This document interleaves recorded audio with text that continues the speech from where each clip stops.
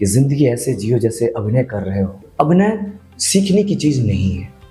अभिनेता बनना चाहते हो लेकिन एक हुक पॉइंट नहीं है, बस सिर्फ ग्लैमर देख के, चकाचौंध देख के और आप आना चाहते हो मुंबई, तो प्लीज़ मत आओ। लेकिन आप पागल हैं थिएटर के लिए। देख, मुझे लगता है थिएटर एक नशा तो है सर। थिएटर आप अपने लिए करते हो, मज़ा आता है इसलिए करते हो आप, लेकिन आप इसको करियर नहीं बना सकते। हिंदुस्तान में तो ऐसा है। 2 सेल के रेडियो पर जी मैं पूरा मुंबई देख लिया था। महनार से हाजीपुर, हाजीपुर से पटना, इसका सफ़र, और फिर दिल्ली से मुंबई, कौन सा सफ़र मुश्किल लगता है? मैं दिल्ली और पटना संपूर्ण क्रांति के जनरल बोगी में ही सफ़र करता था। अब जनरल बोगी में बैठ नहीं सकते, इतनी भीड़ होती है। और लटक के ही आना पड़ता है। हाँ जी, हाँ जी। क्या खास ख्याल रखते हैं किरदार चुनने में? लगता है कि यार मुझे ना बहुत ही इंटेंस कैरेक्टर बहुत पसंद है। नमस्कार, भारतिका में एक बार फिर आपका स्वागत है और आज हमारे साथ हैं एक खास मेहमान, नवोदित अभिनेता, शायद हम ना कहें लेकिन एक जबरदस्त नवोदित अभिनेता तो कह ही सकते हैं, चंदन रॉय। पंचायत सीरीज आपने देखी होगी, विकास का किरदार देखा होगा, चूना देखा होगा, उसमें एक ऐसे गुंगे को देखा होगा जो बोलता है। तो इन सब किरदारों के अभिनेता चंदन रॉय से हम बहुत सारी बातें करेंगे और कुछ वैसी भी बातें करने की कोशिश करेंगे जो आपने अभी तक न चंदन से सुनी होगी न चंदन के बारे में सुनी होगी। और उसकी खास वजह यह है कि चंदन जहाँ से पढ़ के आए हैं वहाँ से हम भी पढ़ के आए हैं। स्वागत है चंदन आपका भारतिका में। प्रणाम सर, और ये मेरे लिए एक सम्मान का विषय है कि आज मैं आपके साथ बैठा हूँ। आप मेरे कॉलेज के सीनियर हैं और इतने वरिष्ठ पत्रकार हैं। आपने अपने जीवन का इतना लंबा अरसा, मुझे लगता है शायद 2 दशक से भी ज़्यादा। हाँ, 25 साल हो गया, मतलब सिल्वर जुबली अभी मनाई हमने। जी जी जी। और इतना बढ़िया एक्सपीरियंस है आपके पास और मैं आपके साथ बैठा हूँ, ये मेरे लिए किसी सम्मान से कम नहीं। मेरे लिए भी सम्मान की बात है कि मैं चंदन के साथ बात कर रहा हूँ, साक्षात्कार कर रहा हूँ, क्योंकि चंदन एक बहुत ज़बरदस्त अभिनेता है। और चूंकि आप मेरे सीनियर हैं तो आप बिल्कुल, अगर मैं कुछ गलती करूँ तो आप मुझे समझाना, बताना एकदम जूनियर की तरह और फिर माफ़ भी कर देना।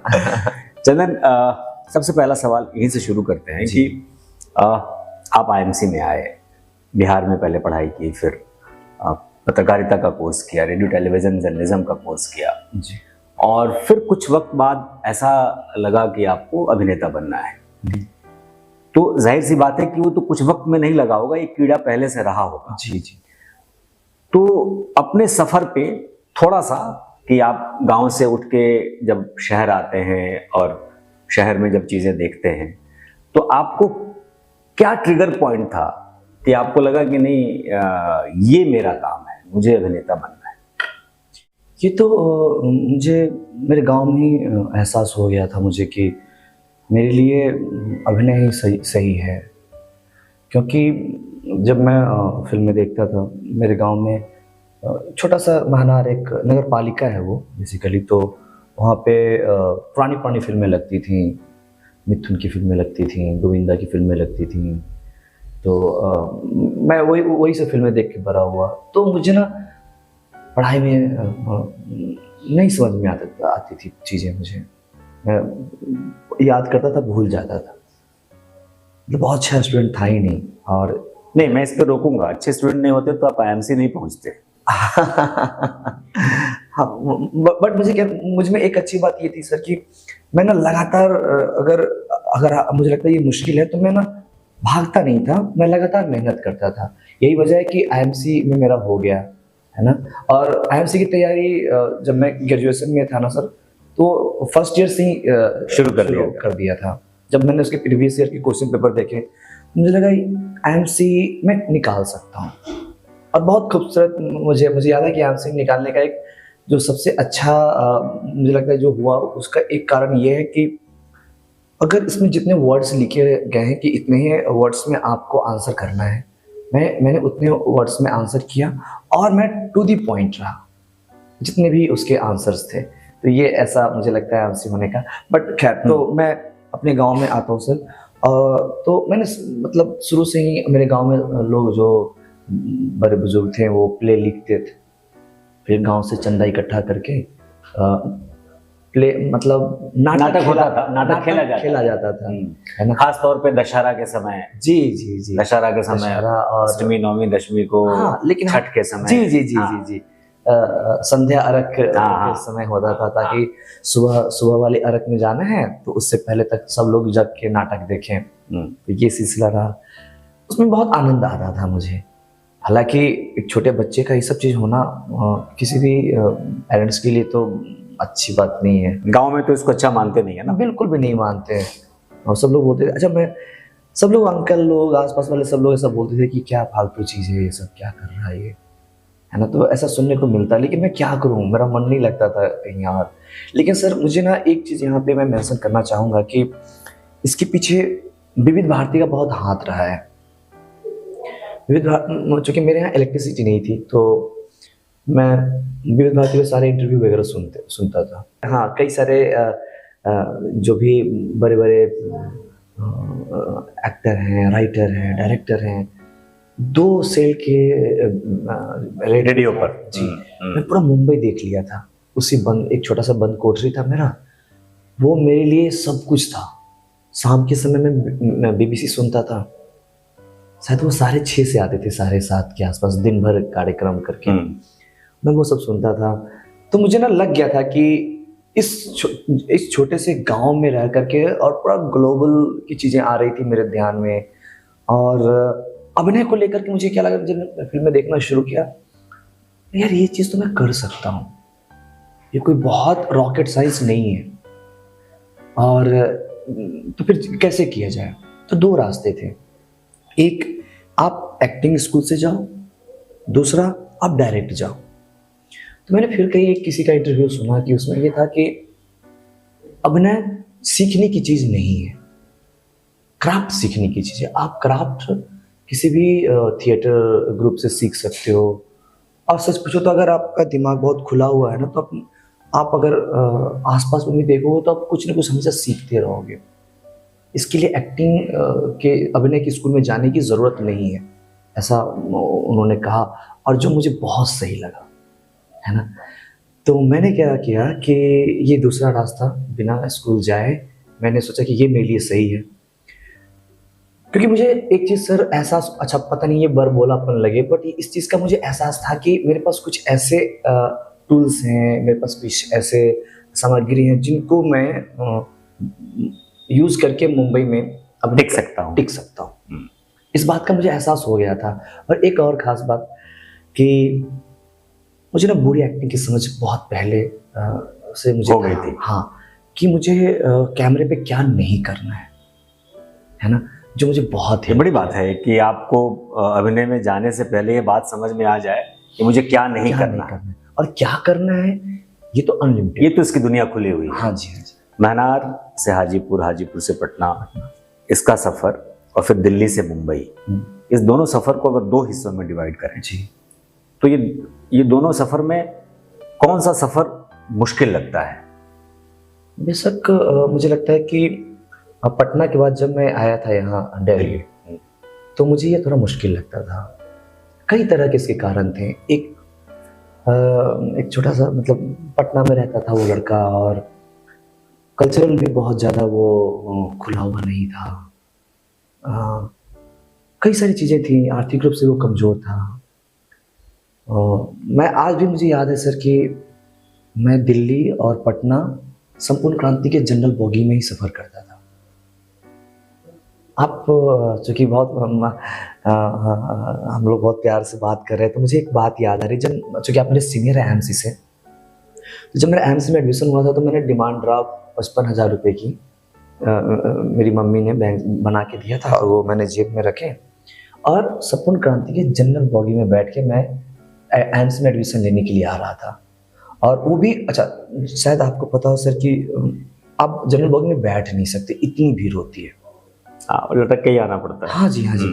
तो कहीं फर्श पे बैठे हैं, कोई चढ़ के उधर वॉशरूम जा रहा है, कहीं कुछ, और आप वॉशरूम भी नहीं जा सकते क्योंकि वॉशरूम में भी लोग बैठे रहते हैं, ऐसी स्थिति होती है।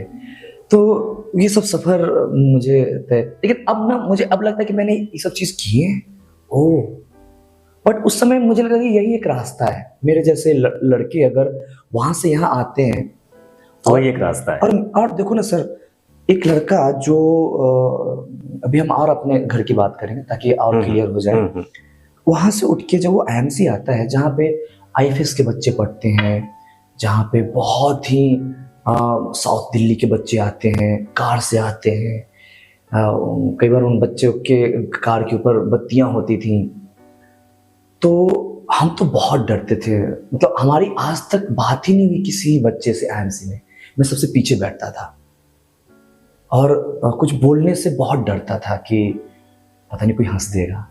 और मुझे बोलने मतलब उनकी भाषा इंग्लिश थी, मैं उसमें बहुत कंफर्टेबल नहीं था, है ना। और हिंदी वाले को थोड़ा सा रहता था कि यार इसको क्या आता है ना। जबकि मुझे पता है तुम सेवन सिस्टर्स की बात कर रहे हो, उसमें तुम कुछ भी ऐसा बात नहीं करो जो मुझे नहीं पता है। नहीं पता, सही बात। मैं आपसे ज़्यादा बेहतर हिंदी में बोल सकता हूँ। ये चीज़ें रहती थी और ये सारी चीज़ें चूंकि आप आईएमसी के हैं तो इसीलिए बात मैं समझ सकता हूँ। मैं उस पोजीशन को समझ रहा हूँ जी। आप 55,000 रुपये लेके आए थे, हमने 7,500 रुपये मंगाए थे, उस वक्त उतनी फीस हुआ करती थी जी। खैर, तो सर ये वाला पार्ट मेरा थोड़ा ज़्यादा मुश्किल रहा। और कब मेरे 1 साल गुजर गया मुझे पता नहीं चला।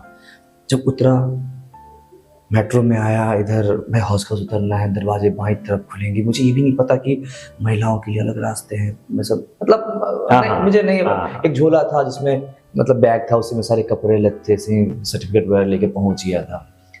और जब आया यहाँ पर मुझे बोला गया था कि जेएनयू में एक भैया है हिंदी लिटरेचर में, वो मुनीरका में आपको रखवा देंगे। गए, उनका फ़ोन ही स्विच ऑफ और मैं गंगा ढाबा पे बैठा हूँ, पसीने से तरबतर हो रहा हूँ, कुछ समझ नहीं आ रहा कि अब हम जाएं तो कहाँ जाएं। कुछ भी एकदम नहीं सूझ रहा था मुझे, एकदम। मैं कभी किसी के साथ जिक्र नहीं किया हूँ ये बात। तो मैं गंगा ढाबे बैठ के सोच रहा था कि मैं अब क्या करूँगा, मैं कहाँ जाऊँगा।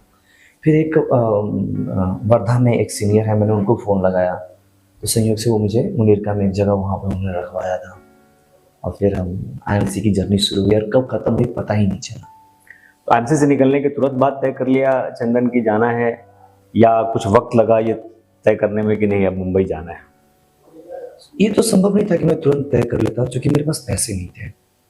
और क्योंकि मैंने कहा कि हम ऐसे घर से नहीं है कि जहाँ लोग मुझे 1 लाख 2 लाख 4 लाख दे कि भाई तू जा मुंबई। तो मुझे खुद से पैसे कमाने थे। और मैं आईएमसी आया भी था इसीलिए कि मुझे जॉब मिले। मैं कोई पत्रकार बनने नहीं आया था, मैं बस पैसे, एक सिक्योर रास्ता देख रहे थे। हाँ, लेकिन ये मेरा प्लान बी भी नहीं था कि अगर मुंबई में कुछ नहीं होगा तो फिर से मैं वापस आ जाऊंगा। मैंने सब कतई नहीं सोचा था। मुझे ये लगा था कि मुंबई में क्यों नहीं होगा तो मैं वहीं खत्म हो जाऊंगा। मतलब सॉरी, मरूंगा नहीं। तो मेरे कहने का मतलब जो करना होगा वहीं करेंगे, काम करते करते खत्म हो जाऊंगा, मेरा ये मतलब था, है ना। तो ये मेरे जहन में चल रहा था सर, तो कोई प्लान भी नहीं था। अब मैं आईएमसी से निकला और जॉब मुझे मिली जागरण में। सैलरी बड़ी कम थी इसलिए 2.5 साल लग गए वो पैसा इकट्ठा करने में जिससे आपको मुंबई के सपने देखे। हाँ जी, बस 3-4-5 महीने का खर्च मैं सोचा था कि अपने उतना होना चाहिए, है ना। अगर 4-5 महीने में अगर तेरे पास है तो कुछ ना कुछ तेरे काम मिलना शुरू हो जाएंगे। एटलीस्ट 4-5 महीने में मुंबई का एक रास्ता मुझे मिल जाएगा कि मुझे कहाँ जाना है, थोड़ा वहाँ का ग्रामर, ज्योग्राफी सब कुछ मुझे पता चल जाएगा सर। आपको लगता है चंदन की ये दौर बदला है जब से डिजिटल का प्रभाव हुआ है? जैसे पहले लोग जाते थे, सालों लग जाते थे स्ट्रगल करने में, कोई काम नहीं मिलता था, धक्के खा रहे हैं। हम बहुत सारे पुराने कलाकारों को जब सुनते हैं जिन्होंने संघर्ष किया है, वो सब ऐसा बताते हैं।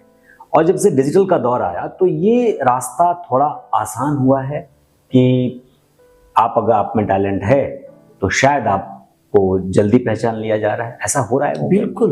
बिल्कुल हुआ है। और मुझे लगता है कि ये मुंबई में रह रहे हैं या पूरे देश दुनिया में जहाँ भी रह रहे हैं ना, उन सब के लिए बहुत खूबसूरत वक्त है ये। और हम बहुत खूबसूरत वक्त से गुजर रहे हैं अभी। आप कहीं भी, आप भारत के किसी भी कोने में हैं, आप अपनी कला को दिखा सकते हैं। और ऐसा एग्जाम्पल है जो रोड आइलैंड में है या कहीं भी है, अपने ऑडिशन अपने घर से भेज देते हैं। या अगर वो कुछ ऐसा यूट्यूब पे या कहीं भी ऐसा कुछ अपना हुनर दिखा रहे हैं, उनका सिलेक्शन वहीं से हो जा रहा है। तो ये सब चल रहा है, ये डिजिटल का फायदा हो रहा है। बिल्कुल। जैसे जब हम लोग मास कॉम पढ़ते थे तो उसमें सिटीजन जर्नलिज्म करके एक टर्म था। बिल्कुल, कि आप भी एक जर्नलिस्ट हैं, मतलब हर कोई जर्नलिस्ट है वो ऐसा था एक टर्म। तो आज मुझे लगता है कि आप सबके पास फ़ोन है, इंटरनेट है, आप अपनी बात पल भर में करोड़ों लोगों के पास पहुंचा सकते हो। हम बहुत अच्छा, अब आप किस्मत को नहीं कोस सकते, समाज को, देश को, धर्म, राजनीति, जात पात किसी को नहीं कोस सकते बतौर एक्टर। मतलब एक्टर कहने का मतलब मैं तो सोचता हूँ, और इसको ब्रॉड अगर हम हमें लगता है कि किसी भी फील्ड में आप कोस नहीं सकते, आप बिल्कुल, क्योंकि आप अपनी बात दुनिया तक पहुंचाने के लिए माध्यम है आपके पास। बिल्कुल बिल्कुल। अब मैं आता हूं आपके एक्टिंग पे।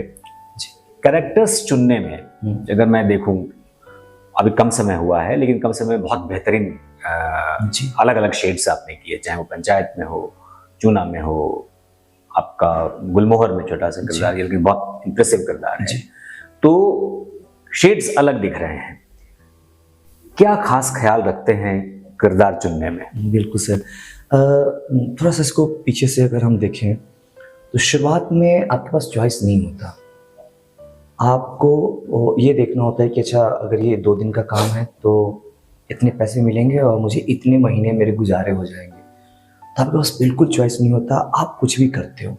कुछ भी कहने का मतलब कुछ ऐसा अनैतिक चीजें ना करके, जिसमें आप कहीं नौकर बन गए, पुलिस बन गए, लाश बन के पड़े हुए हो पूरे दिन पोस्टमार्टम रूम में, इस तरह के भी काम है ना, तो ये सब आप कर लेते हो। लेकिन अब जब मुझे लगता है कि लोग जानने लगे हैं तो एक रिस्पॉन्सिबिलिटी आ जाती है, क्योंकि आपको लोग पसंद करते हैं ना, तो ये आपकी जिम्मेदारी बन जाती है कि आप ऐसा काम करें जो थोड़ा उनको लगे कि इसमें कुछ करने के लिए था इनके पास, है ना।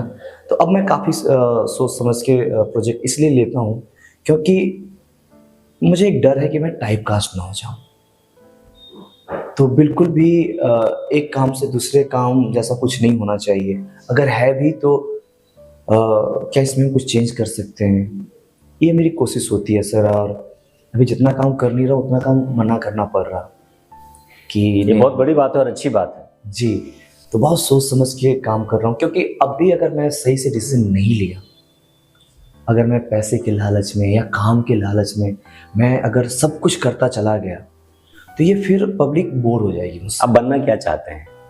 क्या है मतलब बनना इन द सेंस कि कोई प्रेरणा स्रोत होंगे, कोई आइडियल होंगे एक्टिंग की दुनिया में कि हमको ये अचीव करना है, ये लेवल? सर मैंने अभी तक सोचा नहीं है, और मुझे क्या लगता है कि अगर कुछ एक टारगेट फिक्स कर लूँ कि मुझे ये बनना है या ये करना है तो मैं बहुत लिमिटेड हो जाऊंगा। मेरी इच्छा है कि जब तक सांसें चल रही हैं तब तक मैं सेट पे काम करता रहूं, और आर्ट फॉर्म ऐसा है कि कोई पैमाना नहीं है इसका, कोई एक लक्ष्य नहीं कि मुझे यहाँ तक जाना है।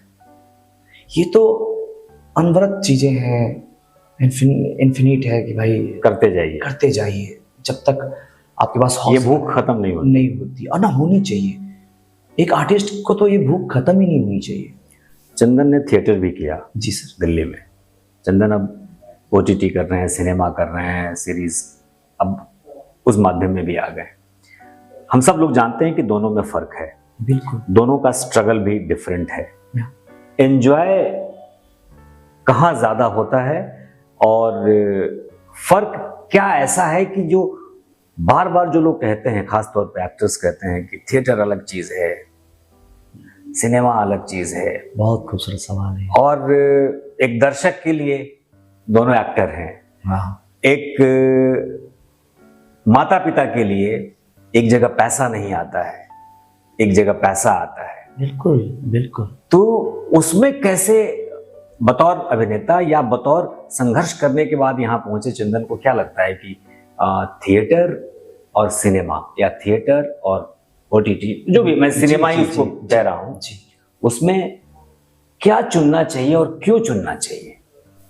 एज ए करियर, मतलब अगर दोनों में से एक चीज चुनना हो तो क्यों चुनना चाहिए और क्या चुनना चाहिए? ये बहुत थोड़ा मुश्किल सवाल है, लेकिन मुझे क्या लगता है कि थिएटर चुनना मुश्किल है अगर आप समृद्ध हैं घर परिवार से, या फिर आप एक एज के बाद अगर आपने घर बना लिया है, बच्चे सेटल हो गए हैं। ये एक लग्जरी है, मुझे ऐसा लगता है थिएटर पैसे नहीं है, और जब सब कुछ है, थिएटर आप अपने लिए करते हो, मजा आता है इसलिए करते हो आप, लेकिन आप इसको करियर नहीं बना सकते। हिंदुस्तान में तो ऐसा है, नहीं पूरी दुनिया में है। अच्छा, क्योंकि पूरी दुनिया में दूसरी जगह भी जो थिएटर करते हैं ना, वो किसी न किसी करियर में होते हैं। हाँ, स्पेशलाइज्ड होना थोड़ा सा डिफिकल्ट है। जी सर। तो जब मैं पटना में थिएटर करता था ना, अभियान ग्रुप हुआ करता था पटना में, तो मुझे आज भी याद है। या फिर जब मैं मंडी हाउस में थिएटर, आसिफ अली हैदर सर जो भी एनएसडी में हैं, फैकल्टी हैं, या एनएसडी रिपेटरी वालों के साथ कई सारे काम किए। तो जब मैं यहाँ पे मंडी हाउस में रहता था या पटना में, तो इसके आर्टिस्ट ना एक मतलब 5 रुपये मांगते थे कि भाई हमको 615 पकड़ना है दोनों तरह से। उनके पास मतलब हाँ, मतलब सर्वाइवल के लिए पैसे नहीं है, बस के लिए किराए नहीं, और इतनी आधारभूत चीजों के लिए तो फिर क्यों करना। हाँ, मतलब अब ऐसा भी नहीं हो कि आप मर जाओ एक आर्ट के लिए और बदले में आपको एक रिस्पेक्ट तक ना मिले। बड़ी बात है ये, बहुत अच्छी बात कही आप, है ना। आपको खाने के लिए तरसें, लेकिन आप पागल हैं थिएटर के लिए। देख, मुझे लगता है थिएटर एक नशा तो है सर। नशा इसलिए, नशा हमेशा बुरी चीज होती है, लेकिन मैं थिएटर के लिए नशा शब्द का इसलिए प्रयोग करना चाहता हूँ क्योंकि अगर आपको एक बार लत लग गई ना थिएटर की, फिर दुनिया में कोई भी चीज आपको मतलब आपको बार बार खींचती है वो अपने पास। आज भी मुझे ऐसा लगता है कि मैं चाहता हूँ थिएटर करना, लेकिन मेरी मजबूरी है कि मैं थिएटर नहीं कर पाऊंगा। लेकिन वो नशा, वो लत है, वो इतना गंदा लत था सर कि मैं 9 घंटे जॉब करता था और जैसे ही घड़ी 9 घंटे पे आती थी, मैं तुरंत अपना बैग लेके ऑफिस से बाहर भागता, चेंज हो जाता और ऐसा लगता कि ये मेरी जिंदगी है, ये गुजबम सा रहे मेरे साथ। अब कि मैं यही जिंदगी जीने के लिए इस धरती पे आया हूँ। ये एक नशा था। तो मुझे लगता है कि थिएटर में एक नए जो अभिनेता हैं उनको करियर के रूप में अपनाना बहुत मुश्किल है। आप अच्छे से कुछ नौकरी कर लो, कुछ ढंग का कुछ कर लो, तब थिएटर करो, ताकि आप आर्थिक रूप से मजबूत हो। बहुत सारे ऐसे पत्रकार को मैं पटना में जानता हूँ, दिल्ली में जानता हूँ, जो पत्रकार हैं और थिएटर कर रहे हैं, बहुत अच्छा काम कर रहे हैं। लेकिन एक ऐसा यूथ जिनके सामने बहुत सारी संभावनाएं हैं। देख, संभावनाएं तो अपनी जगह है, लेकिन आपके पास ना एक पारिवारिक जिम्मेदारी है। क्योंकि मेरे जैसे एज में जो बच्चे आते हैं तो उनकी माँ 55-60 साल की हो जाती है, पिता रिटायर होने वाले होते हैं, उनकी सारी बहनें की शादी होती है। तो एक घर का ना, एक घर की जिम्मेदारियां होती हैं और वो जी। और उधर आपको फिर देखना होता हाँ, है।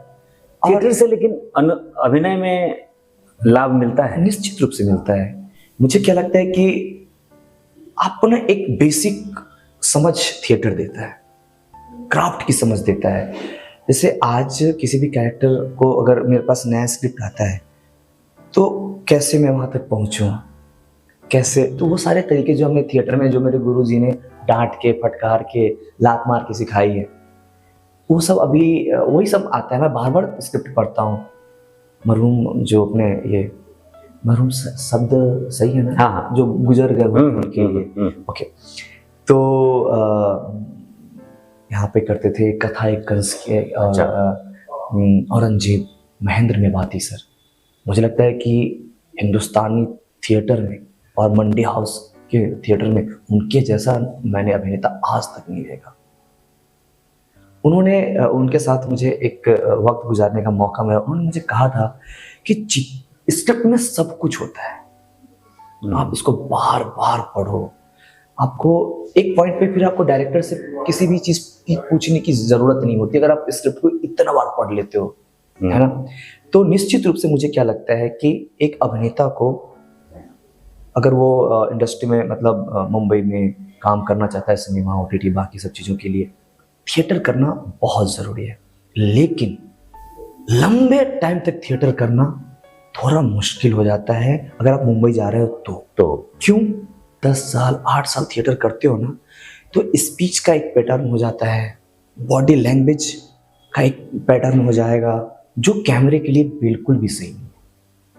कैमरे को चाहिए फ्रेशनेस, ईमानदारी, और कैमरे को, मुझे ऐसा लगता है, आई एम सो सॉरी, बहुत सारे लोग मुझसे सहमत नहीं होंगे, बट मैं सिनेमा को मानता हूँ कि ये रिहर्स्ड वाली चीज नहीं है।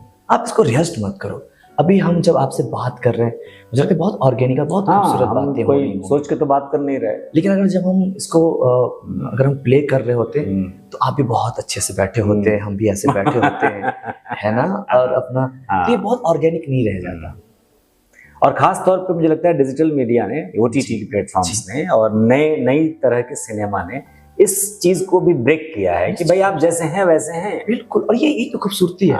अभी मतलब अभिनय तो आप अभिनय करते हुए अभिनेताओं को समझ में नहीं आना चाहिए। हाँ, है ना। ओशो की एक लाइन बड़ी फेमस है, वो सबको पता होगा बट फिर भी मैं उसको अभी रिपीट कर रहा हूँ, जो मुझे भी बहुत पसंद है कि जिंदगी ऐसे जियो जैसे अभिनय कर रहे हो, और अभिनय ऐसे जियो करो जैसे जिंदगी जी रहे हो। क्या खूबसूरत लाइन है ये, है ना। समाज, जैसे हम लोग कहते हैं ना कि समाज का सिनेमा पर बहुत प्रभाव होता है जी, सिनेमा का समाज पर बहुत प्रभाव होता है। एक अभिनय, भाई आपने समाज भी देखा है, आपने संघर्ष भी किया है, बिल्कुल संघर्ष अभी भी जारी है। सिनेमा का समाज पर प्रभाव या समाज का सिनेमा पर प्रभाव, दोनों में आपको क्या लगता है कि ज्यादा प्रभाव किसका है? हम सिनेमा वो बना रहे हैं जो हमारा समाज है, या हम सिनेमा बनाते हैं तो उसका समाज वैसा समाज बनता जा रहा है? बहुत सही। तो मुझे क्या लगता है कि दोनों एक दूसरे का पूरक है। हम सिनेमा समाज के लिए बनाते हैं और सिनेमा में वही दिखाते हैं जो समाज में होता है। लेकिन कुछ ऐसे सब्जेक्ट होते हैं, जैसे अभी कई सारे ऐसे फिल्में हैं जिनको समाज से कुछ लेना देना नहीं है, बस वो एंटरटेनमेंट के लिए होता है, वो अलग विषय है। लेकिन जब आप शुरू से देखेंगे ना, तो फिल्मों का उद्देश्य है लोगों को एंटरटेनमेंट देना, है ना। तो हम समाज के लिए कर रहे हैं, और जो हमारा कंटेंट होता है वो बहुत हद तक समाज से ही प्रभावित होता है। वो हमने कहीं ना कहीं देखे होते हैं, कहीं ना कहीं किसी के न किसी के साथ तो हुआ ही होता है वो चीजें जो आप देखते हो सिनेमा में। दोनों एक दूसरे का पूरक है और दोनों एक दूसरे के बिना अधूरा है। बिल्कुल सही बात करें। किस तरह की फिल्म या किस तरह का किरदार प्रभावित करता है, करना चाहते हैं चंदन? बिल्कुल, मुझे जो मेरा लगता है कि यार मुझे ना बहुत ही इंटेंस कैरेक्टर बहुत पसंद है। मुझे लगता है कि यार जैसे अगर आपने हिट देखी है, एल पचिनो और रॉबर्ट डिनिरो बैठे रहते हैं और वो लगभग 11-12 मिनट का सीन होता है। पता नहीं छोटी मुंह बड़ी बात बोल रहा हूँ, लेकिन मुझे इस तरह के कैरेक्टर पसंद है, मुझे इस तरह के इंटेंस सीन पसंद है। और काश क्या करूँगा ही, अगर इरादा है, अगर ऐसी चाह है तो आप इसी दिशा में जैसा आपका इरादा होता है उसी दिशा में आप आगे बढ़ते हो, और आज न कल तो वो चीज़ होगा ही। एक सवाल अब हम वाइंड अप करते हैं, चूंकि लंबी बातचीत हो गई। आज की तारीख में अगर हम देखें अभिनेताओं को, मैंने सवाल दूसरे तरीके से पूछा था, फिर पूछ रहा हूँ जी, चंदन के आइडियल कौन है? बहुत खूब। मैंने ना किसी को आइडियल अभी तक बनाया नहीं है, क्योंकि कोई एक डायरेक्टर, कोई अभिनेता इस फिल्म में बहुत अच्छा नहीं करते हैं, लेकिन उनकी कोई और फिल्म बहुत अच्छी होती है। और किसी एक को आइडियल बनाने का मतलब है कि फिर से आप अपने आप को लिमिट कर लोगे। बहुत सारे ऐसे डायरेक्टर हैं, अलग अलग कमाल काम कर रहे हैं, बहुत सारे अभिनेता अलग अलग काम कर रहे हैं, राइटर अलग अलग काम कर रहे हैं। तो सबके अच्छे काम की सराहना करो, सीखो, बार बार देखो, है ना। लेकिन जो फर्स्ट टाइम एक ऐसा अभिनेता जो मुझे सोचने पे मजबूर किया और मुझे लगा इस तरह के भी अभिनय की जा सकती है, वो है बलराज साहनी साहब। मैं उनको आज भी 2 बीघा जमीन देख लेता। अभी मैं शायद 1-2 महीना पहले ही 2 बीघा जमीन देख रहा था। क्या करूं मैं, मुझसे नजरें नहीं हटती। मुझे लगता ही नहीं कि ये बंदा वही उस वाली बात है कि जीवन जी रहा है, अभिनय कर रहा है। मैं कहता हूँ सर फिर से आप 2 बीघा जमीन देखना, आई एम सो सॉरी, आपने बहुत बार देखी होगी, फिर से देखना, क्या कमाल उन्होंने किया है, चाहे वो काबुली वाला। बलराज कहीं भी आपको अभिनय करते हुए नहीं दिखते। हाँ, और कभी आपको निराश नहीं करते। बिल्कुल, मुझे लगता है क्या कमाल हिंदुस्तानी सिनेमा को क्या कमाल के अभिनेता मिले बलराज साहनी के रूप में। मतलब हर एक्टर, हर सीन में वो आदमी लगता है कि वो गुजर रहा है, जीवन का हिस्सा है। बाप रे, मैं मतलब उनका क्या फैन कहना सही शब्द है पता नहीं क्या, बट हाँ मैं उनको बहुत पसंद करता हूँ। आपके बाद जो जनरेशन आ रही है, आपसे आपके साथ भी जो लोग आ रहे हैं, उनके लिए चंदन क्या कहेंगे कि सिनेमा करना है या मुंबई आना है या अभिनेता बनना है तो यही करो और ये मत करो? बहुत खूबसूरत सर, बहुत खूबसूरत सवाल है, क्योंकि जो नए लोग हैं ना उनको ये चीज़ कहना मुझे बहुत ज़रूरी है कि देखो, मुंबई में ना अच्छे अभिनेता हो, अच्छे राइटर की तो बहुत भारी कमी है, अच्छे डायरेक्टर, अच्छे आर्टिस्ट की कमी है। अगर आप इस काबिल हो तो प्लीज़ आओ मुंबई में, क्योंकि अगर आप नहीं आओगे किसी कारण से तो ये सिर्फ कला जगत को ही नहीं, इस देश को, इस दुनिया को एक भारी नुकसान हो सकता है। वो आप जैसे प्रतिभा से दूर रह जाएंगे।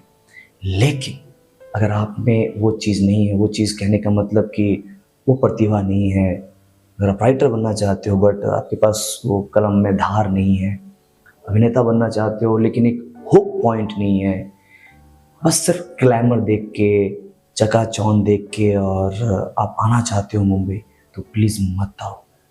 क्योंकि जो हमें आप पैसे हारोगे, यहाँ अपनी ज़िंदगी हार जाओगे। और एक बात मैं सर कहना चाह रहा हूँ कि ज़िंदगी में ना मुझे लगता है ज़िंदगी ज़्यादा इम्पॉर्टेंट है। अब मुझे लगने लगा है, अगर ये कोई भी चीज़ आपसे नहीं हुआ तो कोई बात नहीं है, ज़िंदगी है तो सब कुछ है और एक ही जीवन मिला है तो उसका इस्तेमाल करो। बिल्कुल। मैं जब मुंबई में देखता हूँ कि लंबे आप देखेंगे सर 55-60 साल के एक्टर आज भी वो स्ट्रगल कर रहे हैं।